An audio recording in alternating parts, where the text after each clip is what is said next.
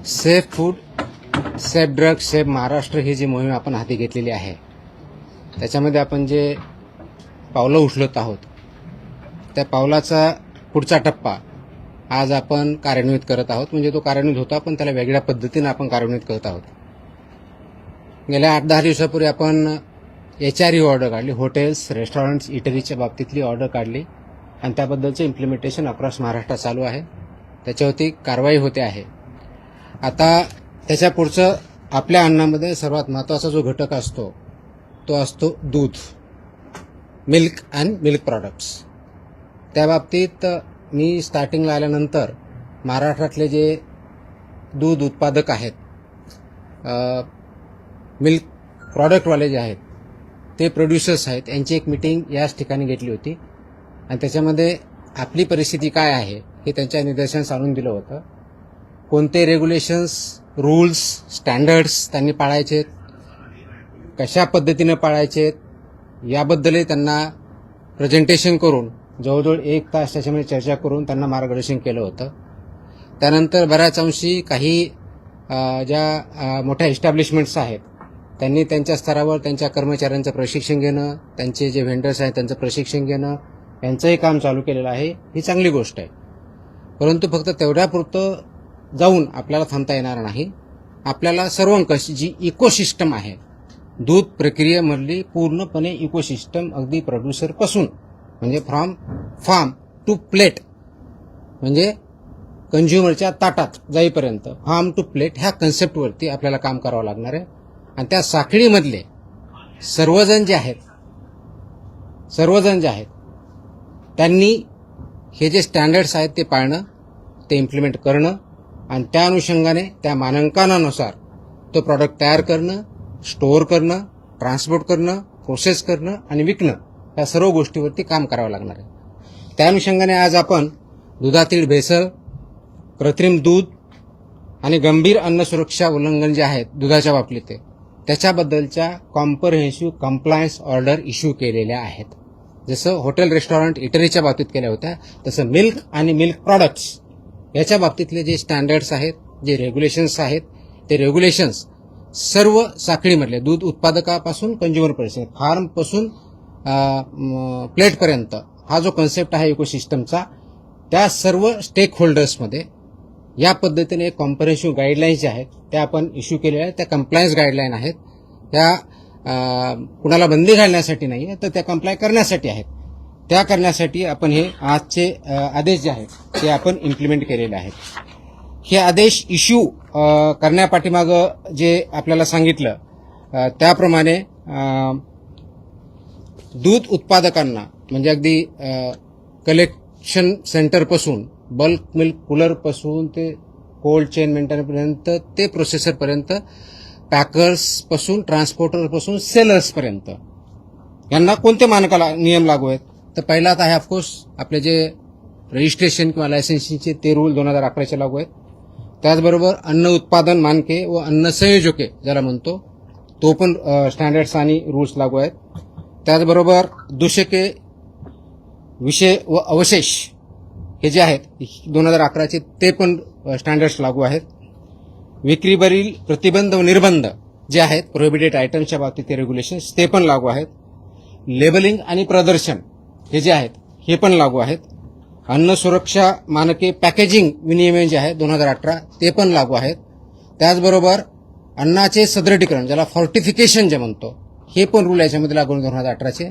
आणि जाहिरात आणि दावे हे पण रूल्स अँड रेग्युलेशन लागू आहेत. म्हणजे 8 प्रकारचे रेग्युलेशन्स फसाई ऍक्ट 2006च्या अंतर्गत जे आहेत आणि 2011चे रूल्स प्लस हे 8 प्रकारचे मिनिमम रेग्युलेशन्स हे प्रत्येक जणाला लागू आहेत.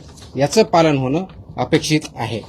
आता हे पालन करण्याच्या दृष्टिकोनातून हे कुणाकुणाला लागू आहे हा प्रश्न आपल्या समोर आलेला असेल. तो सर्वात पहिला जो आहे दूध संकलन केंद्र, कलेक्शन सेंटर जे असतात ते किंवा बल्क मिल्क कूलर्स यांना लागू आहेत.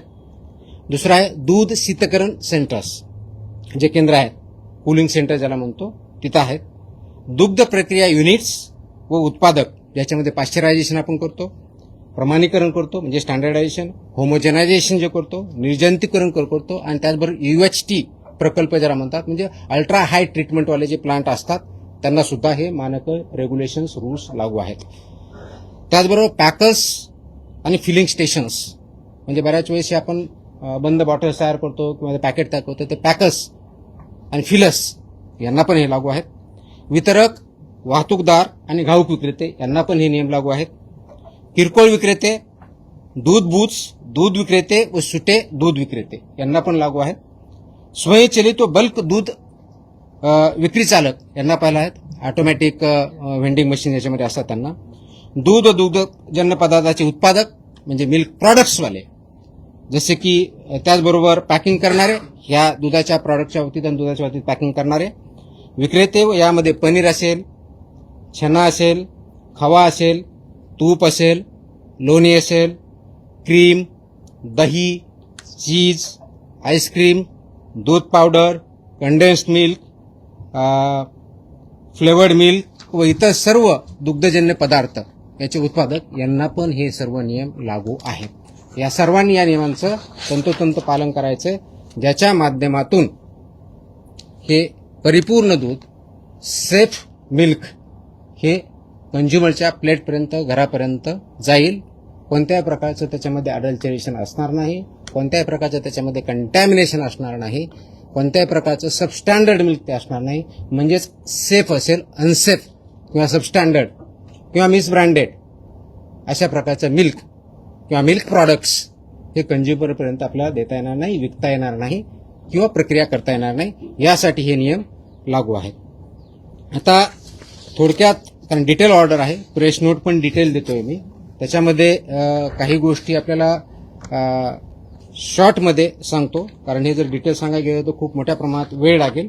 ते आपण प्रेस नोटमध्ये निश्चितच वाचाल हे मला अपेक्षित आहे, त्याचप्रमाणे त्याची पब्लिसिटी कराल हे मला अपेक्षित आहे. पण थोडक्यात जर आपल्याला सांगायचं झालं तर याच्यामध्ये जसं ॲप्लिकेबिलिटी सांगितली, त्याचप्रमाणे याच्या बाबतीत कर्तव्य व जबाबदाऱ्या ज्या आहेत, या FBO ज्या फूड बिझनेस ऑपरेटर ह्या सेक्टरमध्ये जे काम करतात त्याच्यामध्ये त्याचे हाताळणारे दूध व दुग्धजन्य पदार्थ हाताळणारे, प्रक्रिया करणे, साठवणे, वितरण करणे, विक्री करणे अशा सर्व आस्थापनामध्ये याच्यामध्ये हे इम्प्लिमेंटेशन करणं गरजेचं आहे. तिथल्या पायाभूत सुविधा आणि स्वच्छता ह्या महत्त्वाच्या आहेत. जे युनिट आहे, जसं हॉटेलच्या बाबतीत मी सांगितलं होतं तसं या बाबतीत पण आहे. हे आस्थापना जी असतात ह्या पूर्णपणे दूषितीकरणाचे संभाव्य स्त्रोतस्थान, म्हणजे ज्याला पोल्युशनची शक्यता जी असते त्याच्यापासून दूर असणं अपेक्षित आहे. धूळ, सांडपाणी आणि कीटक यांपासून पूर्णपणे दूर असणं आणि प्रोटेक्ट असणं गरजेचं आहे. दूध स्वीकारणे, दॅट इज रिसेप्शन करणे, शीतकरण करणे, कोल्ड करणे, प्रक्रिया प्रोसेसिंग करणे, पॅकिंग, साठवणूक करणे यासाठीचं स्पष्टपणे त्याचे एरिया दाखवला पाहिजे. एखादी डेअरी आहे किंवा प्रोसेसिंग प्लांट आहे, या ठिकाणी असे वेगवेगळे एरिया आहेत, ते डिमार्केट केले पाहिजेत, लेबल केले पाहिजे आणि त्या ठिकाणी तेच काम करता आलं पाहिजे. जसं हॉटेलच्या बाबतीत मी बोललो होतो की किचनमध्ये रिसेप्शनचा वेगळा पाहिजे, सिग्रिगेशनचा वेगळा पाहिजे, व्हेजचा पाहिजे, तसंच या बाबतीत सुद्धा जे दूध स्वीकारलं जातं तो वेगळा डिमार्केटेड एरिया पाहिजे, तिथले स्टँडर्ड्स वेगळे, ते त्याप्रमाणे पाळले पाहिजेत, इम्प्लिमेंट केले पाहिजेत. शीतकरण करण्याच्या बाबतीतल्या काय आहेत तिथं केले पाहिजेत. प्रोसेसिंग करण्याच्या बाबतीत आहे त्या ठिकाणचा वेगळा एरिया पाहिजे. पॅकिंग आणि साठवणूक ह्या वेगळ्या गोष्टी आहेत. याच्यामध्ये कोणत्याही परिस्थितीत परस्पर दूषितीकरण किंवा क्रॉस कंटॅमिनेशन होणार नाही याची काळजी आपल्याला घ्यायची, कारण हे क्रिटिकल पॉईंट असतात. त्याला HACCP असं म्हणतो, hazard analysis and critical control points असं म्हणतात. हे हॅझर्ड अनालिसिस त्यांनी ठेवणं, त्याच्यावरती डिटेलमध्ये थोड्या वेळा बोलच मी, तसं अपडेशन करणं, ते फसाईच्या स्टँडर्ड प्रमाणे आहे ते कंप्लाय करणं आणि ते इम्प्लिमेंट करणं. म्हणजे एका क्रिटिकल पॉइंटला जर ते सबस्टँडर्ड आलं किंवा ॲज पर स्टँडर्ड आलं नाही तर तिथंच ते रिजेक्ट झाला पाहिजे. पुढं ते गुड्स, ते दूध किंवा दुग्धजन्य पदार्थ जो आहे पुढे जाता कामा नये, तो डिस्कार्ड तिथंच झाला पाहिजे. त्याच्यामुळे त्या क्रिटिकल पॉईंट्स म्हणतात, त्याच्यामुळे क्रिटिकल कंट्रोल पॉईंट असं नाव दिलेलं आहे. क्रिटिकल तिथं बघायचं, ते स्टँडर्डला असेल तर तो पुढे प्रोसेस होईल, अन्यथा तिथंच तो रिजेक्ट होईल. ही प्रोसेस इम्प्लिमेंट करणं गरजेचं आहे. ही जर इम्प्लिमेंट केलं तर खूप मोठ्या प्रमाणात क्वालिटेटिव्ह फरक पडू शकतो, ते इम्प्लिमेंट करणं गरजेचं आहे. हा झाला पहिला मुद्दा, मी जे पायाभूत सुविधेच्या बाबतीत बोलतोय, स्वच्छतेच्या बाबतीत बोलतोय. दुसरा मुद्दा जो आहे, दुधाच्या संपर्कात येणारे सर्व पृष्ठभाग, भांडी म्हणजे तुमचा सरफेस एरिया जिथे जिथे असेल तिथे भांडी, युटेन्सिल ज्याला म्हणतो, पाईपलाईन, टाक्या व उपकरणे ही फूड ग्रेड लेवलच्या पाहिजे. अन्न श्रेणीतील म्हणजे जरा फूड ग्रेड जे सामान असतं ते वापरणं गरजेचं आहे. Stainless steel, food grade stainless steel हेच प्रॉडक्ट वापरणं अपेक्षित गरज आहे, किंवा इतर मान्यता प्राप्त विषमुक्त गंजरोधक पदार्थांची असावीत हे मॅन्डेट आहे. बऱ्याच वेळेस आपण बघतो की स्टेनलेस स्टील नसतं किंवा फूड ग्रेड नसतं तर ते चालणार नाही. त्याचबरोबर ती तात्काळ किंवा चांगल्या पद्धतीने इमिजिएटली स्वच्छ करता आली पाहिजे, ज्याला आपण CIP म्हणतो, क्लिनिंग प्लेस, ते पटकन करता आलं पाहिजे, त्या दृष्टीचीही पाहिजे. तिसरा महत्वाचा जो मुद्दा इन्फ्रास्ट्रक्चरच्या बाबतीतला तो परवानाधारक जो आहे ते कीटक नियंत्रण, पेस्ट कंट्रोल जे आहे त्या बाबतीत त्यांचं संस्थेबरोबर टायअप पाहिजे, ज्या रजिस्टर्ड आहे त्यांच्याकडून ते पेस्ट कंट्रोल रेग्युलर बेसिस घेणं अपेक्षित आहे. तो वैध करार असला पाहिजे आणि त्याच्यामुळे कोणत्याही प्रकारचा उंदीर, कीटक व माशांचा प्रादुर्भाव याच्याबद्दल शून्य सहनशीलता किंवा झिरो टॉलरन्स पॉलिसी आहे त्याप्रमाणे इम्प्लिमेंट केलं पाहिजे. गेल्या वेळेस मी हॉटेल, रेस्टॉरंट आणि इटरीच्या बाबतीत मी हे एक सांगितलं होतं की पेस्ट कंट्रोल व्यवस्थित पाहिजे. माझ्या असं काही निदर्शनास येत आहे की बऱ्याच लोकांनी त्याच्यामध्ये सुधारणा डेफिनेटली केलेली आहे, परंतु काही ठिकाणी फक्त ते सर्टिफिकेट दाखवलेलं गेलेलं आहे की आम्ही करून घेतलेलं आहे म्हणून, पण ते केलं जात नाही. यांच्यावरती आम्ही फक्त सस्पेन्शनशीच नव्हे तर रजिस्ट्रेशन कॅन्सलची कारवाई करून त्याच्यावर प्रॉसिक्युशन पण करणार आहोत. तर हे सर्वांनी लक्षात घेतलं पाहिजे की फसवण्यासाठी करू नका, हे कंप्लायन्ससाठी आहे, हे थ्रेटन करण्यासाठी नाही, कारण याचा पूर्णपणे इम्पॅक्ट हा आपल्या नागरिकावरती, प्रत्येकावरती होतो, कारण ते फूड कंझ्युम केलं जातं आणि त्याचे परिणाम होतात. दुसरा जो मुद्दा मी सांगितला तो दूध स्वीकारणे, खरेदी, साठवणूक व शीतसाखळी हा एक क्रिटिकल पॉईंट आहे. याच्यामध्ये जे दूध घेतो आपण ते सर्व दूध व कच्चा माल जो आहे हे फक्त रजिस्टर्ड व्हेंडर्सकडूनच घेणं अपेक्षित आहे, कारण आपल्याला ट्रेस करणं गरजेचं आहे, मॅन्डेट आहे. रजिस्टर्ड व्हेंडर्स त्यांच्याकडे असणं, त्यांचं रेकॉर्ड असणं, दररोज किती घेतलं त्याचं रेकॉर्ड असणं, त्याच्यामध्ये रिजेक्टेड जर काही दूध असेल तर त्याचं रेकॉर्ड व्यवस्थित ठेवणं, त्याचं रजिस्टर मेंटेन करणं, ते सबमिट करणं, हे सर्व जे कलेक्शन सेंटर्स आहेत, जे युनिट आहेत त्यांना मॅन्डेटरी आहे. हे खरेदी व संकलनाभावाच्या नोंदी कमीत कमी 6 महिने हे त्यांनी प्रिझर्व्ह करायच्या. 6 महिन्यामध्ये कोणत्याही अधिकाऱ्याने किंवा ऑथॉरिटीने ते रेकॉर्ड जर मागितलं तर त्यांनी सबमिट करणं मॅन्डेटरी आहे. त्याचबरोबर प्राप्त होणाऱ्या प्रत्येक खेप, ज्याला ट्रिप म्हणतो, टँकरच्या माध्यमातून असेल किंवा इतर असेल, ती स्वीकृतपूर्वी चाचणी करणं बंधनकारक आहे. ज्यावेळेस तुमच्याकडे टँकर येतो त्यावेळेस ऍक्सेप्ट करण्याच्या अगोदर त्याच्या ज्या मॅन्डेटरी टेस्ट आहेत त्या कंपल्सरी आहेत. त्या टेस्टमध्ये ते स्टँडर्ड प्रमाणे जर असेल तरच ते ऍक्सेप्ट करायचे, अन्यथा रिजेक्ट करायचं. आणि रिजेक्ट केलेला जो गुड्स आहे म्हणजे व्हेकल आहे त्याच्या बाबतीतचे इन्फॉर्मेशन बाकी सर्वांना पण द्यायची. अन्यथा काय होतं की एका ठिकाणी रिजेक्ट केला जातो, तेच टँकर दुसरीकडे जातं, तिथं ऍक्सेप्ट केला जातो, ते चालणार नाही. बैठकीमध्येही मी सांगितलं होतं, आता मी परत रिपीट करतोय की अशा प्रकारचं एका ठिकाणी जर गुड्स रिजेक्ट केलं आणि ते कारण द्यावं लागतं की तुम्ही ह्या कारणासाठी आम्ही रिजेक्ट करतोय, तर that will not be accepted anywhere.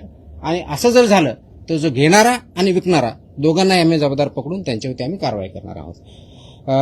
ते करताना कोणत्या प्रकार, ज्यावेळी रिसेप्शन करतो तर आपण काय बघितलं पाहिजे, कोणत्या प्रकारच्या टेस्ट आपण जे म्हणतो, साध्या असे टेस्ट असतात पण इम्पॉर्टंट आहेत, क्रिटिकल आहेत, ज्याला ऑर्गॅनोलेप्टिक तपासणी म्हणतात. आता ऑर्गॅनोलेप्टिक म्हणजे काय, आपल्याला आपल्या डोळ्याने दिसतं, नाकाने वास येतो, ह्या ज्या गोष्टी बघायच्यात, कलर असेल, ह्या गोष्टी त्याला ऑर्गॅनिक, आपल्या ऑर्गन्सनी, पंचेंद्रिय म्हणतो आपले जे आहेत त्याच्या माध्यमातून पहिली टेस्ट असते, ते आपण बघायची असते. त्याचबरोबर तापमान, टेम्परेचर आहे ते बघायचं असतं. दूध स्निग्धांश म्हणजे फॅट जे आहे त्याच्यामधलं ते टेस्ट करायचे असते. त्याचबरोबर सॉलिड नॉट फॅट्स याची काय परिस्थिती बघायची असते. क्लॉट ऑन बॉइलिंग किंवा अल्कोहोल टेस्ट ज्याला म्हणतो ती करायची असते. ही सर्व गोष्टी जर केल्या तर बेसिकली ते स्टँडर्ड प्रमाणे आहे किंवा सबस्टँडर्ड आहे किंवा अनसेफ आहे आपल्याला कळतं, आणि त्याच्यानंतरच ते दूध ऍक्सेप्ट करायचं आणि मग पुढे जाऊ द्यायचं.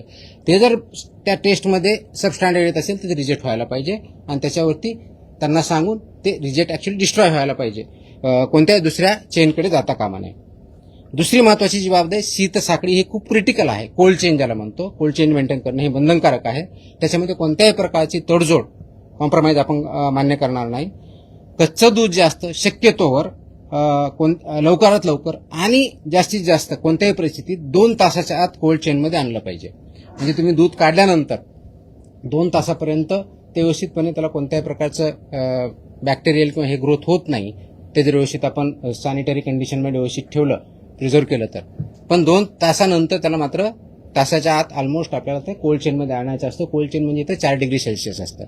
आणि म्हणून आपण गेल्या मीटिंगमध्ये सांगितलं होतं की जे मेजर ठोक खरेदीदार आहेत, डेअरीज आहेत किंवा पावडर प्लांट किंवा इथं मिल्क प्रोड्युसर्स आहेत, यांना डायरेक्टली जे घेतात, तर ते सकाळी आणि संध्याकाळी 2 शिफ्टमध्ये कलेक्ट करा हे निर्देश दिले होते. कारण रात्री काढून ठेवलं तर सकाळपर्यंत ते ऑलरेडी खराब होणार आहे. टेम्परेचर 4 डिग्री सेल्सिअस जर शेतकऱ्याकडे नसेल त्या पद्धतीने ठेवायचं तर ते खराब होऊन दुसऱ्या दिवशी येणार आहे आणि तो प्रॉब्लेम होतो. म्हणून 2 वेळच्या शिफ्ट करायची मी सांगितलं होतं. त्या दृष्टीने काही कारवाई चालू आहे, ते परिपूर्ण होणं अपेक्षित आहे. ते थंड केल्यानंतर त्या 4 डिग्री सेल्सिअसला ट्रान्सपोर्ट अगदी डेअरी जाईपर्यंत किंवा प्रोसेस जाईपर्यंत मेंटेन करायचं आहे, हे त्याच्यामधलं मॅन्डेट आहे. आणि जर फ्रोझन फूड असेल तर त्याला -18 डिग्री सेल्सिअसमध्ये प्रिझर्व करणं अपेक्षित आहे. कोल्ड आणि फ्रोझन याच्यामधला हा फरक आहे, 4 डिग्री आणि -18 डिग्री. हेच करत असताना परत गेल्या वेळेस सांगितलं होतं की हे पदार्थ जे आहेत जमिनीपासून उंच, भिंतीपासून दूर, झाकलेल्या, लेबल लावलेल्या, कीड प्रतिबंधक भांड्यातच ठेवायचे आहेत. त्या गाईडलाईन्स आहेत, त्याला फिफो सिस्टमनुसार ते इम्प्लिमेंट करायचं आहे. हा एक दुसरा भाग झाला. तिसरा क्रिटिकल जो पॉईंट आहे तो आहे उष्णता प्रक्रिया, भरणे, सीलबंद करणे आणि पॅकेजिंग करणे. हा क्रिटिकल तिसरा पॉईंट आहे.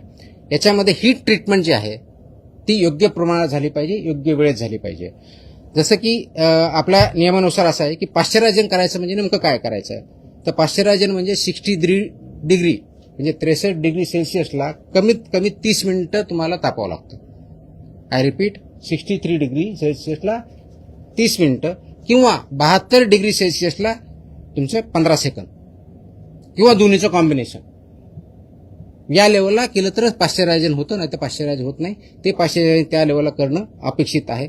त्यानंतर इमिजिएटली ते 4 डिग्री सेल्सिअसला आणायचं आहे. ही हीट ट्रीटमेंट झाली की कोल्ड तुमची 4 डिग्रीपर्यंत आणायची आहे, मग ते पाश्चरायझ दूध होतं. अदरवाईज ते पूर्णपणे होत नाही. म्हणून आणि ते केल्यानंतर त्याला एक टेस्ट असते, फॉस्फेटेज टेस्ट म्हणतात त्याला. ती जी टेस्ट आहे ती निगेटिव्ह येणं अपेक्षित आहे, म्हणजेच ते प्रॉपरली पाश्चरायझ झालं हा त्याचा अर्थ होतो. हे जे पाश्चरायझ करणाऱ्या युनिट्स आहेत त्यांनी ही काळजी घ्यायची की या पद्धतीने होईल आणि याचा लॉग मेंटेन केला जाईल, त्याचा रेकॉर्ड मेंटेन केला जाईल आणि त्याच्यामध्ये पूर्णपणे ट्रान्सपरन्सी असेल. तसंच निर्जंतुकीकरण जे आहे, जे म्हणतो, हे सीलबद्ध पात्रामध्ये किमान ज्यावेळेस आपण म्हणतो ते 115 डिग्री सेल्सिअस 115 डिग्री सेल्सिअस तापमानावर कमीत कमी 15 मिनिटं तापवायचं. किंवा UHT ट्रीटमेंट असेल, अल्ट्रा हाय टेम्परेचर ज्याला म्हणतो, ते 135 डिग्रीला तापमानावर किमान 1 सेकंद एवढ्या टेम्परेचरमध्ये ते सीलबंद डब्यामध्ये पॅक करायचे आणि त्यानंतरच ते पॅकेज मिल्क म्हणून आपल्या ते पॅक जे मिल्क आहे त्याप्रमाणे आपल्याला करता येतं. तर ही प्रक्रिया जर आपण पार पाडली नाही तर याचा इम्पॅक्ट क्वालिटेटिव्ह होतो, त्याचा प्रिझर्वेशनवर होतो आणि ऑफकोर्स त्याचे जे स्टँडर्ड्स आहे याच्यावरती होतो. एक महत्वाचा मुद्दा याच्या बाबतीतला जो आहे तो उष्णता प्रक्रिया केलेले जे दूध आहे त्या बाटल्यामध्ये किंवा इतर पात्रामध्ये भरणे हे ऑटोमॅटिक म्हणजे यांत्रिकी पद्धतीने करणं अपेक्षित आहे. कारण ज्यावेळेस तुम्ही बाटली सीलबंद करता, फिटिंग अँड सीलिंग ज्याला म्हणतात, सीलबंद करता, ते मॅन्युअली केली तर परफेक्ट होत नाही, म्हणजे त्याला ऍक्च्युअली सीलबंद होत नाही, ते बंद होऊ शकतं. तर सीलबंद करण्यासाठी it has to be mechanical, हे मॅन्डेट आहे. त्याच्यामुळे ते प्लांटमध्ये केलं जातं आणि जेणेकरून ती उघडता येणार नाही, उघडली तर कळेल. कोणी जर ओपन केलं तर त्याच वेळेस कळेल आणि ओपन केल्यानंतर पुन्हा सेल करता येत नाही. तर तुम्हाला ते जर पाश्चरायझ मिल्क किंवा ते सीलबंद केलेलं असेल तर सीलबंदच विकता येतं. त्याच्यामधून सुट्टं करायचं आणि त्याच्यातून सुट्टं दूध विकायचं हे चालणार नाही, हे अनुज्ञेय नाही, याला बंदीच आहे. तर ही दुसऱ्या प्रकारची सांगितलं उष्णता प्रक्रिया, भरणे, सीलबंद करणे आणि पॅकेजिंग करणे याच्याबद्दलचा क्रिटिकल पॉईंट आहे. चौथा जो पॉईंट आहे, गेल्या वेळेस बोललो होतो, आताही सांगतोय, जे हँडलर्स आहेत, फूड हँडलर्स, त्यांची अॅन्युअल चेकअप, त्यांचे ड्रेस कोड, त्याचं सॅनिटेशन हे सगळ्यांनी बघायचं आहे. हे करत असताना FSMS सिस्टम जी म्हटलं होतं, फूड सेफ्टी मॅनेजमेंट सिस्टम, ती त्यांनी इम्प्लिमेंट करायची, तयार करायची, इम्प्लिमेंट करायची. पण सर्वात महत्वाचं म्हणजे HACCP जे आता बोललो होतो, ज्याला हॅझर्ड अनालिसिस क्रिटिकल कंट्रोल पॉइंट्स, ही सिस्टम जोपर्यंत आपण इम्प्लिमेंट करणार नाही तोपर्यंत प्रोसेस चांगली होणार नाही, स्टँडर्डायझेशन प्रमाणे होणार नाही आणि ते करणं गरजेचं आहे. आणि म्हणून हे इम्प्लिमेंट करणं, तो कम्प्लायन्सचे अपडेट करणं, म्हणजे आजच्या डेटपर्यंत अपडेट करणं, तो फसाईचे जे टोटल रेग्युलेशन्स आहेत 22 त्या 22 रेग्युलेशन आणि पर्टिक्युलरली 8 आता मी जे वाचून दाखवले त्याच्यापासून कंप्लायंट असायलाच पाहिजे. तो डिस्प्ले करणं आणि 6-6 महिन्यांनी होईना तर पिरियॉडिक रिपीट करून ते इम्प्लिमेंट करणं हे अपेक्षित आहे. हे करण्यासाठी थर्ड पार्टी ऑडिट मॅन्डेटरी आहे आणि ते थर्ड पार्टी ऑडिट जर त्यांनी केलं तर ते तृतीय पक्ष लेखापरीक्षण हे बंधनकारक राहील आणि त्याच्यावरती आम्ही पण त्याच्यात जाऊन तपासणी करू. त्याचबरोबर मग ग्राहक माहिती, लेबलिंग आणि पारदर्शकता असायला पाहिजे. जे लेबलिंगच्या बाबतीत महत्वाची गोष्ट आहे. उत्पादाचे नाव, त्याचा वर्ग, क्लास ऑफ मिल्क, परवाना किंवा नोंदणी क्रमांक, लागू असल्यात डेअरी प्रोडक्टचा लोगो असेल तर लोगो, घटकांची यादी, त्याच्यामध्ये कोणते कोणते घटक आहेत त्याची यादी, पोषण विषयक माहिती, nutritional information about the product or the food म्हणजे मिल्क किंवा मिल्क प्रॉडक्ट जे असेल त्याच्याबद्दलची, हिरवे इथं चिन्ह कारण हे डिफाईंडच व्हेजिटेरियन म्हणून त्याच्यामुळे त्याला हिरवाच चिन्ह भेटेल, त्याला रेड कधी भेटणार नाही. बेस्ट बिफोर एक्सपायरी किंवा यूज बाय हे दिनांक आणि मॅन्डेटरी व्यवस्थित पाहिजे, त्याच्यानंतरचं वापरायचं नाही. निव्वळ प्रमाण म्हणजे किती नेट ज्याला म्हणू ते किती आहे. उत्पादक किंवा पॅकिंग करण्याचे नाव व संपूर्ण पत्ता हे मॅन्डेटरी आहे. आणि कोणत्याही दूध किंवा दुग्धजन्य पदार्थाचे संघटन, फॅट, SNF, पोषण मूल्य, सेंद्रिय, नैसर्गिक, A1, A2 किंवा आरोग्याविषयक गुणधर्म याबाबत कोणताही खोटा, दिशाभूल करणारा किंवा अतिशयोक्ती दावा करता येणार नाही. आपण जे लेबलिंग करू किंवा ॲडव्हर्टाईज करताना ह्या कोणत्याही गोष्टी याच्यामध्ये चालणार नाही. कारण आमचे A1 आहे, A2 आहे, याच्यामध्ये असे क्वालिटीज आहेत, अगदी आईच्या दुधापेक्षा चांगलं आहे, हे ॲब्सोल्युटली मिसलिडिंग आहे. अशा कोणत्याही प्रकारचा क्लेम दूध किंवा दूध प्रॉडक्ट्सवाल्यांना करता येणार नाही. आणि असं जर कोणी करत असेल त्यांच्यावरती प्रॉसिक्युशन आणि क्रिमिनल प्रोसिडिंग सुद्धा आम्ही करू. हे करत असताना 6 महिन्याखाली बालकांनी वापरू नये हे काही ठिकाणी जे बंधनकारक आहे ते क्लिअरली लिहिलं पाहिजे. Not to be use for infants below 6 months. ते कोणतं आहे?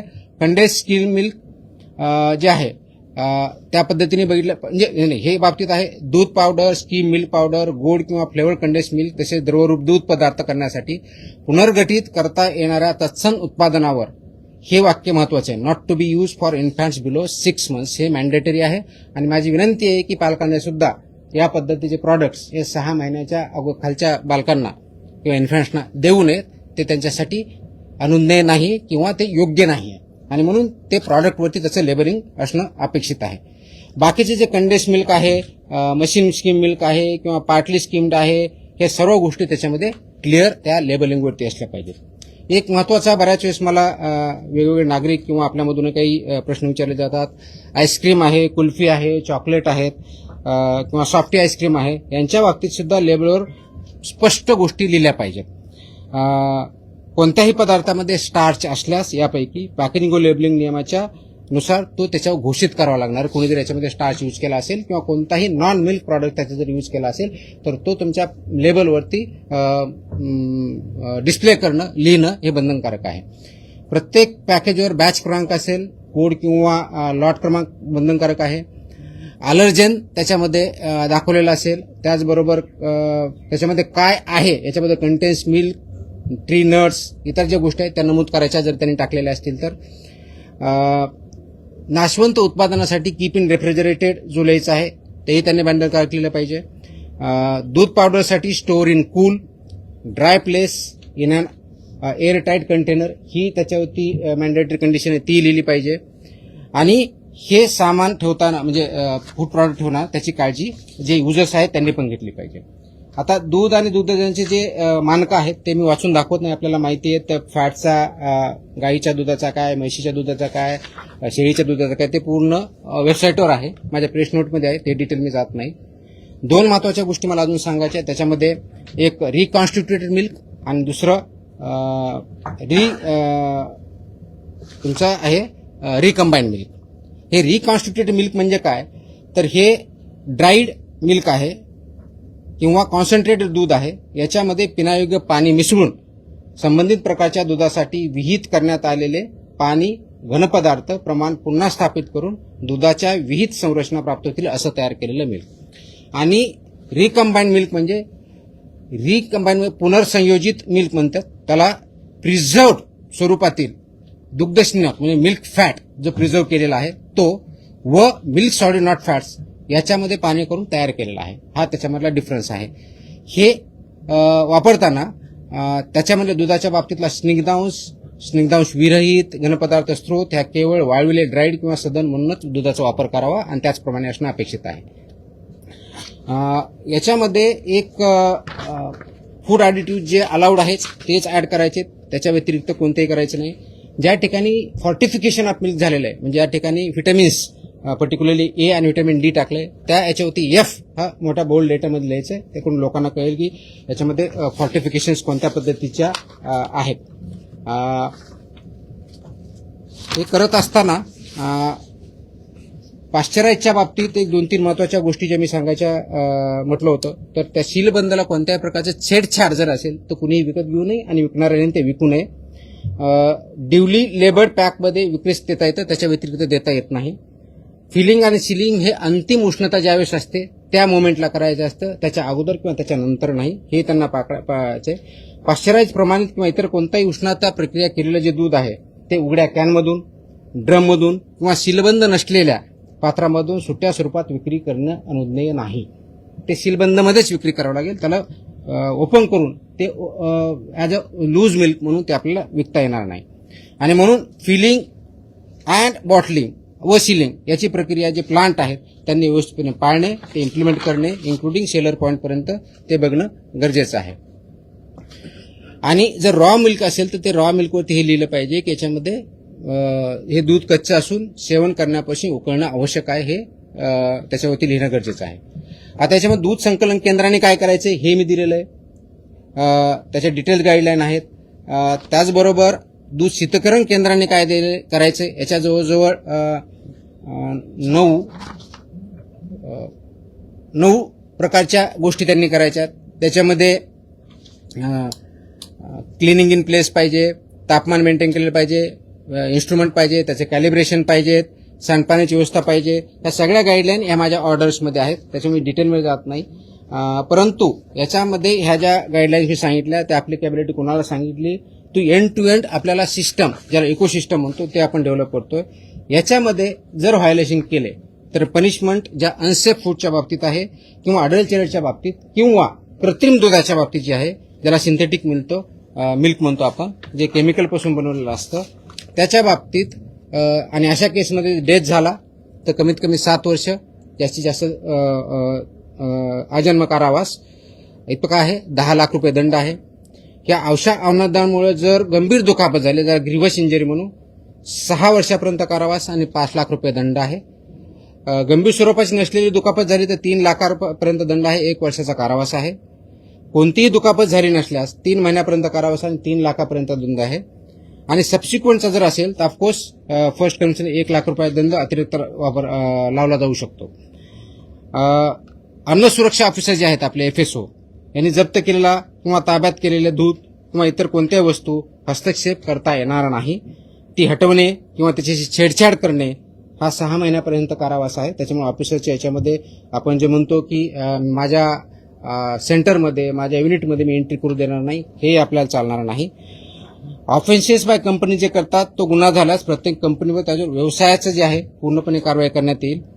दंडाच्या बाबतीत जर बघितलं तर रजिस्ट्रेशन नसेल किंवा लायसन्स नसेल तर 10 लाख रुपये दंड आहे. त्याच्याशिवाय तुम्हाला काम करता येणार नाही. Up to 10 lakh is a fine. दिशाभूल करणारी ॲडव्हर्टाईज असेल, खोटी असेल तर 10 लाखापर्यंतचा दंड आहे. आतापर्यंत अनफॉर्च्युनेटली आम्ही दंड खूप कमी करायचे, की तुमपुढे आम्ही मॅक्सिमम दंड, म्हणजे कुणी दिशाभूल केली तर आम्ही 10 लाख रुपये दंड लावणार, या पद्धतीने काम करणार आहे. फॉल्स क्लेम इन्फॉर्मेशन दिली तर त्याच्यामध्येही 10 लाखापर्यंतचा दंड आहे. दुधामध्ये भेसळ करण्यासाठी वापरल्या जाणाऱ्या कोणत्याही पदार्थावरती भेसळकारक पदार्थाचा ताबा ठेवणे, तो पदार्थ आरोग्यास अपायकारक असल्यास 10 लाखापर्यंतचा दंड, इतर बाबतीत 2 लाखापर्यंतचा दंड ही तरतूद आहे.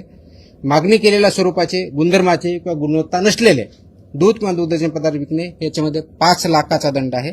त्याच्यामुळे ह्या दंडाच्याही तरतुदी आपल्या हे डिटेलमध्ये दिलेल्या आहेत. ह्या सर्वांना लागू आहेत. त्याप्रमाणे त्याचं इम्प्लिमेंटेशन आपण करूयात आणि ते इम्प्लिमेंटेशन जर केलं तरच आपण एंड टू एंड ही साखळी जी आहे ते आपण चांगल्या पद्धतीनं इम्प्लिमेंट करू शकतो. आता थोडक्यात जर याच्यामध्ये सांगायचं तर आमचं मिशन काय आहे, आपलं मिशन काय महाराष्ट्राचं, तर महाराष्ट्राचं मिशन आहे की महाराष्ट्राला प्रत्येक नागरिकाला हे आपल्याला सुरक्षित अन्न द्यायचं आहे, शुद्ध सकस दूध द्यायचं आहे आणि त्याच्या माध्यमातून आपल्याला भेसळमुक्त महाराष्ट्र दुधाच्या बाबतीत करायचं आहे. हे करत असताना फूड सेफ्टी मॅनेजमेंट सिस्टम आपला डेव्हलप करायची, पूर्ण इकोसिस्टम आपण डेव्हलप करत आहोत आणि याच्यामधलं गायडिंग प्रिन्सिपल हे पब्लिक हेल्थ हे आहे आणि त्याचबरोबर जेन्युइन बिझनेसेस जे आहेत त्यांना प्रमोट करणं, त्यांना सपोर्ट करणं आहे आणि नॉन जेन्युइन बिझनेसेस जे आहेत त्यांना पनिशमेंट करणं, त्यांना सिस्टमच्या बाहेर काढणं हे आहे. याच्यामध्ये आरोग्यविषयाच्या दुधातल्या ज्या थोडक्यात मी परत रिपीट करून चिंता काय आहेत तर पाण्याची भेसळ होते, हा महत्वाचा मुद्दा आहे. सिंथेटिक दूध वापरलं तर दुसरा मुद्दा आहे. युरिया, डिटर्जंट, कॉस्टिक सोडा, स्टार्च, ग्लुकोज, मेलामाइन इत्यादी रसायनांचा वापर करतो तो पूर्णपणे प्रोहिबिटेड आहे, तो पॉयझनस आहे, दॅट इज नॉट अलाउड, ते करता येणार नाही. मिल्क फॅट व एसएनएफ याच्या मानांकाप्रमाणे मानांकांचं उल्लंघन करता येणार नाही. अफ्लाटॉक्सिन, M1 आणि अँटीबायोटिक रेसिड्यू आहेत ते याच्यात असणं अपेक्षित नाही, जे लिमिट आहे त्याच्या बाहेर त्याच्यामध्ये येता कामा नयेत. कोल्ड चेन मेंटेन करणं मॅन्डेटरी आहे. विना परवाना किंवा विना नोंदणी कोणताही उद्योजक याच्यामध्ये काम करू शकत नाही. चुकीचे लेबलिंग, ग्राहकाची दिशाभूल हे करता येणार नाही. अस्वच्छ परिसर किंवा अन्न हाताळ्या कर्मचाऱ्याच्या हेल्थकडे दुर्लक्ष किंवा अनहेल्दी कर्मचाऱ्यांनी ते करणं हे अपेक्षित नाही आहे. आणि म्हणून फार्म टू प्लेट या तत्वावरती ही जी इकोसिस्टम असणं अपेक्षित आहे ती परिपूर्ण विशेष सायकल करण्याचा आपला उद्देश आहे. त्या दृष्टिकोनातून जवळजवळ 25 रिफॉर्म्स या ऑर्डरच्या माध्यमातून आपण इम्प्लिमेंट केले. थोडक्यात त्याची लिस्ट इथं मी दिलेली, मी परत ती वाचत नाही, आपण त्याच्यामध्ये वाचू शकता. त्याच्यामध्ये आणखी आपण अवेअरनेस क्रिएट करू शकता आपल्या माध्यमातून. संपायच्या अगोदर फक्त 2 गोष्टी. पहिलं आपलं जे होतं आपण निरीक्षण करायचो, नमुना घ्यायचो, अहवाल द्यायचो आणि कारवाई करायचो किंवा कारवाई झाली नाही सांगायचं. ह्या 3 पॉईंटवर चालवते. आपण आता तसं करत नाहीये. आपण आता पूर्णपणे एंड टू एंड इकोसिस्टमच्या दृष्टिकोनातून कारवाई करतोय. हेल्दी फूड, हेल्दी मिल्क, कोणत्याही फूडचा आयटम आणि हेल्दी ह्युमन बिईंग हा त्याच्या पाठीमागचा कन्सेप्ट, हा त्याच्या पाठीमागचा गोल आहे. ते करण्यासाठी आपण अनालिसिस करतो, त्याचबरोबर गुप्त माहिती पण भेटते, इन्फॉर्मेशनही भेटते, त्याचं निरीक्षण किंवा अनालिसिस आपण परत करतो. आपण टेस्टही घेतो, प्रयोगशाळाचं विश्लेषणही करतो. ट्रेसेबिलिटी आपण जसं सांगितलं की N2 आपण ते करण्याचा प्रयत्न करतोय. पुरवठा साखळीचा पूर्ण तपास करणार आहे आपण. मूळ स्रोतावरती कारवाई करणं आणि नंतर प्रॉसिक्युशन करणं या पद्धतीनं काम चालणार आहे. फक्त जो कोणी व्हेंडर आहे याच्यापुरतं मर्यादित न राहता तर पूर्ण ट्रेस आउट करून त्या सायकलमध्ये जे कोणी एलिमेंट इन्व्हॉल्ड आहेत त्या सर्वांवरती ह्या गोष्टी लागू आहेत. अशा दृष्टिकोनातून आपण काम करणार आहोत. त्याच्यामुळे ही चेकलिस्ट पण आपण दिलेली आहे आणि या दृष्टिकोनातून आपण काम करतोय. एक प्रश्न तुम्ही विचारणार आहात, त्याच्या अगोदर उत्तर देतो की रॉ मिल्क विक्रीला बंदी आहे का? त्याचं उत्तर नाही असं आहे. रॉ मिल्क तुम्ही विक्री करू शकता, ती विथ अटीच्या अधीन राहून आहे, त्या पद्धतीने करायची आहे. सिंथेटिक मिल्क म्हणजे नेमकं काय तर त्याचा उत्तर असं आहे की ते अस्सल दूध नाहीये, ते केमिकल पदार्थापासून आपण तयार केलेले हे सिंथेटिक मिल्क असतं. ट्रेसेबिलिटी म्हणजे काय तर उत्पादकापासून कंझ्युमरपर्यंत गेलं त्याचा आपल्याला ट्रेस आउट करता आला पाहिजे, ह्या दृष्टीने आहे. कोल्ड चेन का महत्वाची तर त्याच्यामुळे दुधामध्ये सूक्ष्मजीव वाढू नये यासाठी ते कोल्ड चेन महत्वाची आहे. आणि फास्टॅग जो ॲप आहे तो फसाईने तयार केलेला food safety training and certification programme जे आहे त्याच्या अंतर्गतच आपला कनेक्ट आहे, तो ॲप पण आहे आणि ते ट्रेनिंग पण आहेत. हे आदेश हे बेसिकली अनुपालन आदेश आहेत, हे बंदी आदेश नाहीये. आणि त्यामुळे हे ग्राहकाच्या संरक्षणासाठी, त्यांच्या हेल्थसाठी आणि जेन्युइन उद्योजकांच्या भरारीसाठी आहेत. ते कुणाला प्रिव्हेंट निगेटिव्ह ऑर्डर नाही, हे पॉझिटिव्ह कंप्लायन्स ऑर्डर आहे आणि ते इम्प्लिमेंट करण्याचं काम, एन्श्युअर करण्याचं काम ॲज अ रेग्युलेटरी एजन्सीमधून कमिशनर फूड सेफ्टी किंवा FDA या डिपार्टमेंटचा आहे, त्या दृष्टीने आपण काम करत आहोत. हे करण्याचा उद्देशच एवढा आहे की दूध हा घटक अगदी लहान मुलापासून वयोवृद्ध माणसापर्यंत सर्वजण डेली बेसिस, ऑलमोस्ट डेली बेसिसवरती त्याचा वापर होतो. त्याच्यामधून खूप मोठ्या प्रमाणावरती परिणाम झालेले आहेत. आणि म्हणून माझी सर्व याच्या उद्योजक जे आहेत त्याच्यामध्ये त्यांना विनंती आहे की हे जे स्टँडर्ड्स आहेत, हे जे रेग्युलेशन्स आहेत आणि ह्या ज्या ऑर्डर्स आहेत याचं तंतोतंत पालन करा, त्याचं इम्प्लिमेंटेशन करा, जेणेकरून FDAला आपल्या आल्यानंतर सॅटिस्फाय होऊन बाहेर येईल की आपल्यावरती कारवाई करण्याची गरज पडणार नाही. अन्यथा आम्हाला प्रॉसिक्युशन करण्यापासूनच जे व्हायोलेशन ज्या लेवलचे आहेत त्याप्रमाणे कठीणातली कठीण किंवा स्ट्रॉंगेस्ट ऍक्शन ती घ्यावी लागेल. Because we mean business, we don't compromise on the health of people. Thank you. राज्यातला किती दुधाची गरज आहे आणि यामध्ये किती संकलन होतं? आजच्या डेटला आपल्याकडे तो डेटा डेअरी विभागाकडे असतो, तो आपल्याकडे नाही. पुढच्या काही काळामध्ये हा डेटा आपल्याकडे पण येण्यासाठी आपण ऑनलाईन काही सिस्टम डेव्हलप करणार आहे, त्यावेळेस त्याचं परफेक्ट आन्सर मी देऊ शकेल. जी लोकसंख्या असते त्याच्या अनुषंगाने ती आवश्यकता असते. तसं सायंटिफिक स्टडी माझ्याकडे FDA डिपार्टमेंटला नाही, त्याच्यामुळे मला ते कमेंट करताना याचा डेटा हा आजच्या डेटला डेअरी विभागाकडे आहे. सर भेसळ पनीरवर काय करावं? आता मी सगळं बोललो, हीच कारवाई त्याच्यावरती भेसळ पनीर सगळे आले याच्यामध्ये, हे सगळ्या गोष्टी त्याच्यामध्ये आल्या. आज विधानसभेमध्ये आमदार जितेंद्र आव्हाडांनी एक प्रश्न उपस्थित केला तुमच्या अनुषंगाने स्पेसिफिक की तुमची या विभागातून बदली करण्यासाठी भेसळ करणाऱ्या लोकांनी 250 कोटी तिथे रुपये गेल्या प्रेसमध्येच याचं उत्तर दिलेलं आहे मी. That is way back. गेल्या प्रेसमध्येच उत्तर दिलेलं आहे. आज ते नियम उठवले. साहेब, एकंदरीत तुम्ही जे बंधनं किंवा ज्या अटी सांगितल्या बंधनं नाही, कंप्लायन्स ऑर्डर आहे. बंधनं नाही, स्टँडर्ड्स पाळा म्हणून सांगतोय. या अनुषंगाने जर आज कारवाई करायची झाली तर शक्य जेवढे इस्टॅब्लिशमेंट आहेत त्यांच्यावरती कारवाई होऊ शकते. असं नाही, आहेत ना काही चांगले. आपण सगळ्यांनाच असं चुकीच्या याच्यामध्ये एका मापदंडाने मापणं बरोबर नाहीये. याच्यामध्ये चांगलं काम करणारे आहे तर वेट करणारे आहे. जे सगळीकडे असं ते पर्सेंटेज किती आहे काय आहे हा भाग वेगळा असू शकतो. आणि म्हणूनच मी प्रथम मिटिंग घेतली होती. मिटिंगमध्ये सांगितलं होतं, त्याच्यानंतर बऱ्याच लोकांनी त्याच्यावरती काम करणं चालू केलेलं आहे. आता ह्या ऑर्डर त्याच्यामध्ये आणखी कॉम्प्रिहेन्सिव्ह आहेत, ते त्याच्या इम्प्लिमेंटेशन करण्याचे ते प्रयत्न करतील आणि त्याच्यातून चांगला रिझल्ट येईल. तुमच्या या कारवाई चालू अनेक कारवाई चालू आहेत त्याच्यामध्ये तुम्ही जे घटक असतात त्या लॅबकडे पाठवताय तो लॅबनं तुम्हाला जो हे येतोय काय अहवाल किती दिवसामध्ये येतोय काय त्याचं जे कालावधी आहे ओके, हा शेवटला बोलू का आत्ता बोलू? कारण तुम्हाला 1 महिन्याचा डेटाच देईल मी. Okay okay. सर जोडून की कायदेशीर काही त्याला आधार घेतात का काही जण? कारण का लॅबला गेल्यानंतर अनेक जण कायदेशीर पद्धतीनं पळवाट वगैरे काढतात का या माध्यमातून? कायदा इम्प्लिमेंट करण्यासाठी असतो. जे कायदे आहे तेच इम्प्लिमेंट होतं. त्याच्यामुळे कायदेशीर पळवाट हा शब्द प्रयोग माझ्या दृष्टिकोनातून योग्य नाहीये. जो कायदा आहे ते इम्प्लिमेंट करणं काम आहे आणि कंप्लायन्स करणं एफबीओचं काम आहे, इम्प्लिमेंट करणं एफडीएचं काम आहे. याच्या बाबतीत जर बोलायचं झालं तर त्याच्यात जे काही लॅक्युना असतील तर त्याच्यावरती विचार होईल. पण अशी कोणती लॅक्युना आहे आजच्या डेटला आमच्या निदर्शनास नाही. असं वाटेल त्याच्यावरती आम्ही काम करू. त्याच्या बाबतीतलं लॅबच्या बाबतीतला आपण प्रश्न विचारला. येस, आपल्याकडं सध्या गेल्या वर्षी थोडक्यात आला होता पण यावेळेस डेटाच्या आधारे मी बोलतोय. सर्वसाधारणपणे आपण फूड सॅम्पल जर बघितले तर मी तुम्हाला कंपॅरेटिव्ह डेटा देतो जून 2025 आणि जून 2026 ह्या 2 महिन्याचा. म्हणजे गेल्या वर्षीच्या जूनमध्ये किती सॅम्पल टेस्ट झाले आणि या महिन्याच्या जूनमध्ये किती सॅम्पल टेस्ट झाले.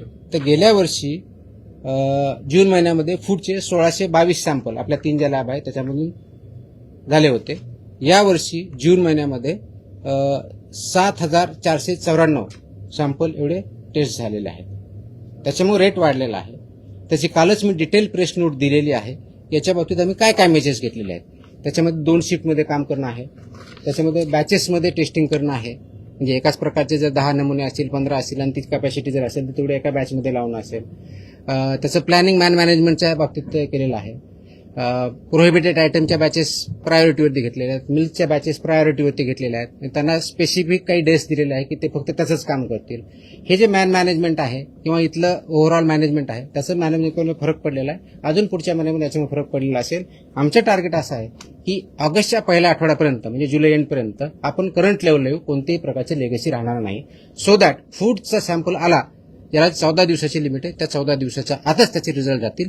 आणि फक्त रिझल्ट जाण्यापर्यंत आम्ही करणार नाही. ते रिझल्ट आल्यानंतर त्याच्यावर जी पुढची कार्यवाही होणं अपेक्षित आहे माझ्या अधिकाऱ्याकडनं आणि एफबीओस कडनं ती लॉजिकल कन्क्लुजनला नेऊ याच्यावरती आम्ही काम करतो. अनेक वेळेला असं सोशल मीडियावरती व्हिडिओ बघतो की कोणत्याही पद्धतीची रसायनं टाकून ते दूध बनवण्याचा प्रकार केला जातो. तशी कुठची आहेत किंवा त्याच्या बाबतीत काय? आपण याच्यावरती सोशल मीडियावरती रिस्पॉन्स मी नाही करणार. सोशल मीडियावरती कुणी काय टाकतं याला काय सोर्स नसतो.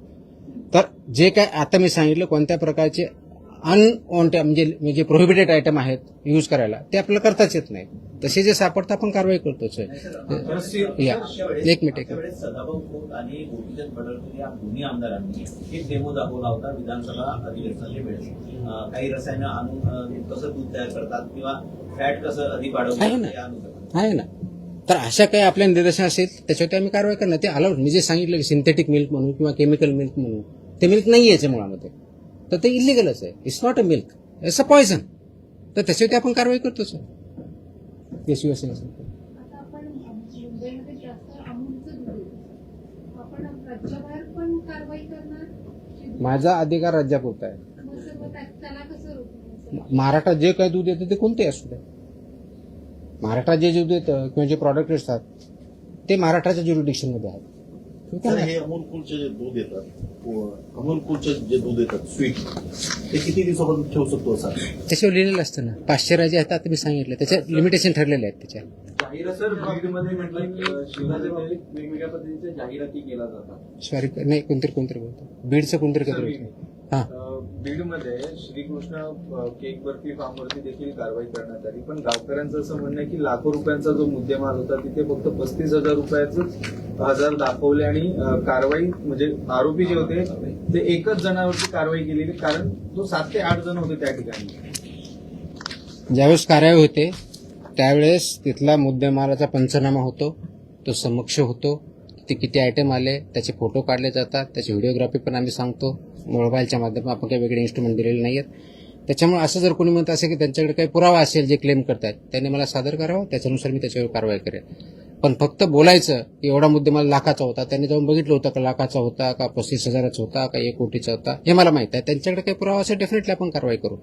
ती कारवाई बीडमध्ये 2 दिवसापूर्वीची कारवाई बोलतो. रात्री 2-3च्या दरम्यान सुरू झालेली कारवाई ती. जशी इंटेलिजन्स आमच्याकडे आला आमची टीम तिथे गेली, ते पूर्णपणे तपासल्यानंतर त्याच्यामध्ये सगळ्या चुकीच्या गोष्टी आढळल्या. जवळजवळ दुसऱ्या दिवशीपर्यंत कारवाई चालू होती, ती केली आणि तो उद्योजक किंवा जो आहे तो अगदी 2-3 महिन्यापूर्वीच त्यांनी लायसन्स घेऊन काम चालू केलेलं होतं. तो वी हॅव ट्रेस्ड इट आणि त्याचे जे काही लॉजिकल कन्क्लुजन प्रॉसिक्युशन करून सगळे आपण पेनल्टी त्याच्यावरती कारवाई करूयात. सर अजून एक होता, मुंबईत अनेक ठिकाणी जे पान जे आहे ते विकलं जातं, काही जे पान सेवन केल्यानंतर चक्कर येणं, बीपी लो होणं किंवा अशा प्रकारचं त्यांनी प्रकार जे आहे ते समोर येताना पाहायला मिळतात. यावरती देखील काही कारवाई करणार आहे? अरे एफडीचे प्रश्न विचार आहे बाबा. नाही आता तू पान खाणार खायच्या बाबतीचा माझा इश्यू नाही. अनेक ठिकाणी असं म्हणायचं होतं की गुटखा किंवा अशा पद्धतीचं नाही गुटखा होते बॅनच आहे. असे गुटखा कोणी वापरत असेल ते सांगा, आम्ही कारवाई करतोच आहे ना. पुण्याच्या माध्यमातून पण हल्ली गुटखे अरे हो असं कुठे येत असेल कोणी पाठवणार असेल तर आम्हाला सांगा, आम्ही पण मागू आणि आम्ही कारवाई करू, काही अडचण नाही. आपलं we do that also.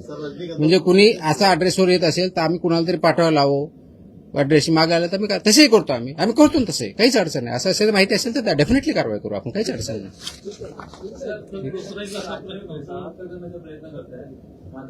Sorry परत बोला. तुम्ही राज्य व्यसनमुक्त करण्याचा प्रयत्न करताय, मात्र नवी मुंबईमध्ये महानगरपालिकेमध्ये बटाट्यामध्ये बडे किडे आलेल्याच्या आता समोर आले.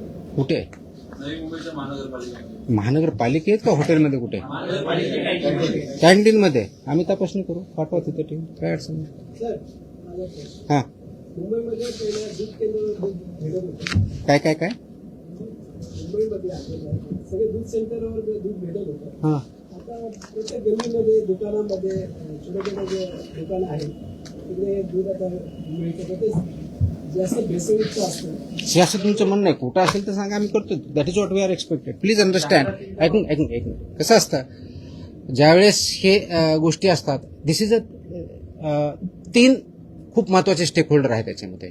एक एफबीओ जो हा माल तयार करतो विकतो, तो व्यावसायिक जो आहे तो. दुसरा रेग्युलेटर म्हणजे आम्ही एफडीए, आणि तिसरा कंझ्युमर. हे तिघांनी मिळून करायच्या गोष्टी आहेत. रेग्युलेटरचा रोल रेग्युलेटर डेफिनेटली करेल. कमी पडत आहोत आणखी इम्प्रूव्ह करू आम्ही, काही प्रश्न नाही.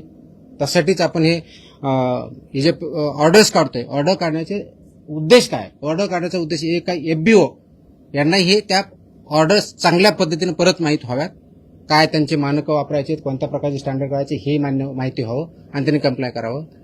दुसरा उद्देश माझा, आणि तो महत्वाचा उद्देश आहे की लोकांमध्ये जागृती तयार झालेली पाहिजे, अवेअरनेस झाला पाहिजे की याच्या माध्यमातून होईल, त्यांनाही ह्या गोष्टी कळतील, त्यांनी क्वेश्चन करावेत. त्याच्यामुळे आपण एखादी गोष्ट विकत घेताना ती योग्य आहे का, ते पॅकेज वाचावं, त्याच्यामध्ये एक्सपायरी डेट आहे का, त्याचे कॉन्स्टिट्युएंट काय आहेत, ते फक्त समोरच्या पार्टला न करता पाठीमागचाही पार्ट बघा. कारण पॅकेजिंग 3 साईडनी होतं, समोरच्या बाजूने साईडने आणि पाठीमागच्या साईडने. तर ह्या ठिकाणी काय लिहिलेलं ते पण वाचावं, तर ते वाचणं आणि आम्ही रेग्युलेट करणं. तर हे इज अ कंबाईन ऍक्टिव्हिटी. जिथं काही असं असेल तर डेफिनेटली आपल्याला जे मीन्स दिलेले आहेत त्या माध्यमातून आमच्यापर्यंत आलं तर आम्ही कारवाई करू. आम्ही सुमोटोही कारवाई करतो, कंप्लेंटच्या माध्यमातून करतो, इंटेलिजन्सच्या माध्यमातून करतो. त्याच्यामुळं it is a collective responsibility. तर प्रत्येक माणसापर्यंत मी पोहोचू शकत नाही, पण इंडिव्हिज्युअल माणूस आमच्यापर्यंत ह्या माध्यमातून पोहोचू शकतो, कंप्लेंटच्या माध्यमातून, ऑनलाईनच्या माध्यमातून, फोनच्या माध्यमातून तो पोहोचू शकतो. अशा जर काही चुकीच्या गोष्टी घडत असतील तर definitely please point it out, will work on that. लोकसहभाग हा तुमच्या या चळवळीतला सगळ्यात महत्वाचा पार्ट आहे. ऑफकोर्स.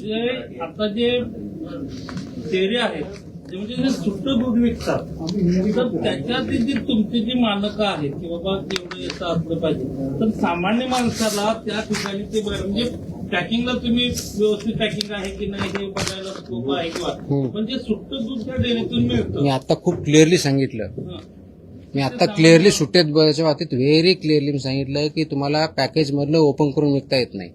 शेतकरी स्वतः काढलेले आहे ते दिलेले आहे त्याप्रमाणे तो विकू शकतो. पण बऱ्याच शहरामध्ये हे जे पॅकेजमधलं दूध आहे ते काढून त्याच्यामध्ये वेगळ्या पद्धतीने काही केमिकल असतात ते विकलं जातं. तर शक्यतो ते अवॉइड करावं अनलेस आपल्याला माहिती आहे की हा शेतकरी आहे आणि तो खरोखर देतो. आता आम्ही ह्या कारवाई सुरू केल्यानंतर माझ्याकडे असेही फीडबॅक आहेत की बऱ्याच ठिकाणी रोडवर दूध विक्रेते बसायचे, ते आता प्रश्न बंद झालाय. याचा अर्थ काय होतो? याचा अर्थ देर आर सम प्रॉब्लेम. तर शहरामध्येही आपल्या बऱ्याच वेळेस आपण करतो की बाबा मला पॅकेजमध्ये प्रॉब्लेम वाटतोय, ते काही चांगलं नाहीये म्हणून मी सुट्टं दूध घेईल. पण सुट्टं दूध जर घ्यायचं असेल तर एन्श्युअर करा की खरोखर तो फार्मर आहे किंवा फार्मर म्हणून आणलेला आपल्याकरता जेन्युइन आहे आणि मध्ये तो भेसळ करणार आहे एवढं एन्श्युअर करा. ते तुमचा विश्वासाचा इश्यू आहे. तर त्या दृष्टिकोनातून आपण सुट्टं दूध घेतानाही ते काळजी घेतली पाहिजे. एक दूसरा प्रश्न असा आहे हिंदी में की हिंदीमध्ये नाही, इंग्लिश किंवा मराठी. हाँ आप मराठी में जवाब दीजिए. एनर्जी ड्रिंक जो है स्टिक उसको लेकर विधानसभा में सवाल उठाया गया, उसे बंद किया, प्रतिबंध लगाया जाएगा और 500 मीटर के दायरे में स्कूल या कॉलेजेस में अगर बेचा जा रहा है तो उस पर कार्रवाई होगी. तो आपका एफडीए डिपार्टमेंट उसके किस तरह की कार्रवाई करेगा? आपके पास क्या उसको लेकर आपने योजना बनाई? यह मुद्दा उठाया. है ना, मुझे पता है, आंसर दिया गया है अधिवेशन में. इश्यू एवढा आहे की हे जे सो कॉल्ड एनर्जी ड्रिंक्स आहेत, त्याच्यावरती एनर्जी ड्रिंक लिहिलेलं आहे. 2 दिवसापूर्वी किंवा 3 दिवसापूर्वीची फसायची ऑर्डर 30 जून 2026ची फसायने ऑर्डर्स काढल्या आहेत, नोटिसेस काढलेल्या आहेत. हे जे सो कॉल्ड एनर्जी ड्रिंक लिहिलेलं आहे ते लिहिता येत नाही, क्लेम करता येत नाही, म्हणून 30 जूनच्याच फसाईच्या ऑर्डर्स आहेत. अशा प्रोड्यूस करणाऱ्या ज्या कंपन्या 10-12 कंपन्या आहेत, इन्क्लुडिंग तुमच्या पेप्सिको आहे, रेडबुल आहे, तुमच्या त्याच्यानंतर स्टिंग आहे, यांना नोटिसा 30 जून पूर्वी आत्ताच काढलेल्या आहेत की तुम्ही असं लेबल करू शकत नाही. त्याचं कारण असं आहे की फसाई ऍक्टमध्ये जे अनेक्षर ए आहे ज्याच्यामध्ये फूडच्या कॅटेगरी दिलेल्या आहेत आणि फूड कॅटेगरीमध्ये हे एनर्जी ड्रिंक असं काही डिफाईन केलेलं नाही. म्हणून त्या ऑर्डरमध्ये असं स्पेसिफाय केलेलं आहे की जे त्याचा आधार घेऊन किंवा शेड्यूल 4 ज्याच्या आधारे हे मानक आहे त्याचा आधार घेऊन तुम्ही एनर्जी ड्रिंक असं लिहिता कामा नये.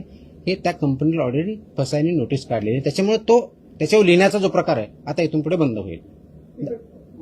त्याच्या एक वो बंद होईल. आता दूसरा सवाल जो आपने किया कि स्कूल के बारे में जो रेगुलेशंस है स्कूल के 500 मीटर्स में क्या चाहिए उसका क्लियर ऑर्डर है. कौन से उसमें आपका गुटखा नहीं रह सकता है, वो तो प्रोहिबिटेड है, लेकिन सिगार नहीं रह सकता है, कौन से आइटम रह सकते हैं नहीं रह सकते हैं, इसका ऑर्डर है. वो इम्प्लीमेंट करना सभी की जिम्मेदारी है, particularly FDA department on the one hand and principal of the school on the other hand. Principal of the school honour वो 500 मीटर में अगर ऐसा कुछ है तो हमें बताए, हम उस पर कार्रवाई करेंगे. उसके बारे में डिटेल्ड ऑर्डर कुछ दिनों में मैं इशू कर रहा हूं कि स्कूल मैनेजमेंट ने क्या करना चाहिए, पेरेंट्स ने क्या करना चाहिए, एफडीए ने क्या करना चाहिए. अभी इस पॉइंट में हर एक डिस्ट्रिक्ट में टीचर्स ट्रेनिंग हो रही है थ्रू एजुकेशन डिपार्टमेंट डाइट के थ्रू. तो उसमें मैंने मेरे ऑफिसर्स असिस्टेंट कमिश्नर लेवल के ऑफिसर वहां भेजे हैं. जो टीचर्स ट्रेनिंग हो रही उसी में जो स्कूल रेगुलेशन फूड के बारे में है वो क्या है वो बताने के लिए, ट्रेनिंग के लिए उसका एक सेशन हर एक डिस्ट्रिक्ट में हमने किया है, so that every teacher comes to know कि हमें क्या करना है क्या नहीं करना है. राइट फ्रॉम उनका वेंडर कैसा होना चाहिए, वहाँ कौन सा खाना अलाउ करना चाहिए, कौन सा नहीं करना चाहिए, कौन सा बैन है, ये सब गाइडेंस हर एक टीचर के पास जा रहा है, टीचर की ट्रेनिंग के थ्रू जा रहा है. अभी आज ऑन अभी चल रहा है तो हर एक डिस्ट्रिक्ट में हो रहा है, तो एक अवेयरनेस होगा. उसके बाद कुछ दिनों के बाद 8-10 दिन के बाद मैं स्कूल का जो स्टैंडर्ड्स है फूड के बारे में, चिल्ड्रन के बारे में, न्यूट्रिशन के बारे में, उसका जैसा मैं दूसरा ये जो ऑर्डर निकला मिल्क एंड मिल्क प्रोडक्ट्स, वैसा ऑर्डर वो भी निकाल रहा हूँ। उसके तहत आपके जो क्वेश्चन है सब आंसर हो जाएंगे उसमें। तो सवाल ये कि आपने कहा कि एनर्जी ड्रिंक तो नहीं है, मतलब आप एनर्जी क्लेम नहीं कर सकते। नहीं कर सकते। तो अगर एनर्जी क्लेम नहीं कर सकते तो फिर कंपनीज आपको कहेगी कि हम क्या क्लेम कर सकते हैं? सिंपल तो उनका और वो ये ऐसी ड्रिंक है, ड्रिंक कैफिनेटेड ड्रिंक या एरेनेटेड ड्रिंक या कार्बोनेटेड ड्रिंक डिफाइन होता है, उसके कंटेंट कितने होने चाहिए वो डिफाइंड है, उसका वायलेशन वो नहीं कर सकते। लेकिन वो एनर्जी ड्रिंक नहीं बोल सकते क्योंकि बहुत से लोग एनर्जी है इसलिए लेते या देते हैं। उसमें ये भी है कि 18 साल के नीचे लोगों को रिकमेंडेड नहीं है करके, it is not recommended, it is not band but it is not recommended. तो पेरेंट्स से मेरी ये गुजारिश है, लोगों से मेरी ये गुजारिश है कि ये 18 साल के नीचे वाले लोगों को पीने मत दीजिए, प्रिवेंट कीजिए। It is not recommended, it is not advisable because it contents का तुम्हारा कैफीन है उसमें, इट कंटेंट्स तुम्हारा शुगर है, वो कंटेंट है उसमें, कंटेंट लिखा हुआ होता है और उसमें रिकमेंडेड भी लिखा है कि not recommended for persons below 18 years, lactating mothers, pregnant mothers, लिखा है उस पर, ये मैंडेटरी है। तो मेरा ये है कि लोगों ने इसको पालना चाहिए, इसका इम्प्लीमेंटेशन करना चाहिए, सेल्फ इम्प्लीमेंटेशन करना चाहिए, ऑटोमेटिकली प्रॉब्लम सॉल्व हो जाएगा। क्योंकि आप जैसे कह रहे हैं कि 18 साल के नीचे को आप यूज नहीं कर सकते, लेकिन हम देखते हैं कि हाईली यूज रेडबुली इस रिकमेंडेड, प्रिवेंटेड नहीं है, रिकमेंडेड है। तो वो तो हर एक इंडिविजुअल का चॉइस है ना। तो पेरेंट्स तो इसीलिए तो अवेयरनेस जो है, तो पेरेंट्स ने ये केयर लेनी चाहिए कि वो ड्रिंक नहीं कर रहे हैं। फिर अब आप कुछ इस तरह की सर्वे शुरू करेंगे स्कूल कॉलेज के बाद? सर्विस सर्वे शुरू करेंगे ताकि जैसी सर्विस जो एनर्जी है तो यही बोल रहा है कि मैं टीचर्स और प्रिंसिपल को हम जब ट्रेनिंग कर रहे हैं उनको यही तो बता रहे हैं। तो हर दिन तो वहाँ प्रिंसिपल रहेगा, टीचर रहेगा, हर दिन तो कोई अथॉरिटी नहीं रह सकता वहाँ पे। तो हर दिन उनके पास स्कूल में बच्चे आते हैं, पेरेंट्स से इंटरेक्शन रहता है, एरिया उनके कंट्रोल में, उनको फुल अथॉरिटी है और उनका कोई कंप्लाई नहीं कर रहा तो हमें इंटीमेट करे, हम वहाँ पे कार्रवाई करेंगे। But primarily principal of the school has to do it. इसके ऑर्डर्स में निकाल रहा हूँ तो वो होगा। तो और इसके साथ पेरेंट्स ने कोऑपरेट किया, ऑटोमेटिकली ये हम काम अच्छी तरह से कर सकते हैं, जरूरी है। सर एक महत्वाचं लास्ट मागच्या आठवड्यामध्ये मुख्य सचिवांनी एक बैठक घेतली होती। त्या बैठकीला महिला बाल कल्याणचे सचिव, सगळे जेडपी सचिव, सीईओ आणि कलेक्टर होते। त्यावेळेला THR टेक होम रेसिपी जी योजना आहे त्या योजनेतून मुलांना घरपोच आहार दिला जातो 0 ते 6 महिने ते 3 वर्षापर्यंतच्या मुलांना। तर तो जनावरांनाही खाण्याच्या लायकीचा नाहीये आणि तुम्ही अशा पद्धतीनं देता आहात, अशा पद्धतीचं स्टेटमेंट मुख्य सचिवांचं होतं आणि त्यामुळे तुमच्या विभागाचा निधी हा पशुसंवर्धनाला दिला पाहिजे आणि तुम्ही खूप केअरलेस वागता असं स्टेटमेंट होतं। तर तुम्ही त्या THR संदर्भात काय ऍक्शन करणार? हे स्टेटमेंट मला माहीत नाही, मी त्याच्यावर कमेंट करण्याचं काहीही कारण नाहीये। बट माझ्या डिपार्टमेंटच्या FDAचा जो काही रोल आहे तो एवढाच आहे की सर्व प्रकारचे जे काही फूड आहे त्याचं टेस्टिंग करणं, त्याच्यामध्ये अंगणवाडीला जाण्याच्या फूडचं ते पण टेस्टिंग करतो, जे स्वस्त धान्य दुकान आहे ते करतो, त्याची इंटेन्सिटी आम्ही वाढवणार आहोत, सॅम्पल आणखी चांगल्या पद्धतीने वाढवणार आहोत आणि तिथं काही चुका असेल त्याच्यावरती आम्ही कारवाई करणार आहोत। अरे एक मिनिट, आता भरपूर वेळ झालाय, आणखी तुम्हाला याच्यावर थांबू का काही दुसरी जी महत्वाची चालेल त्याच्यावर काही बोलू?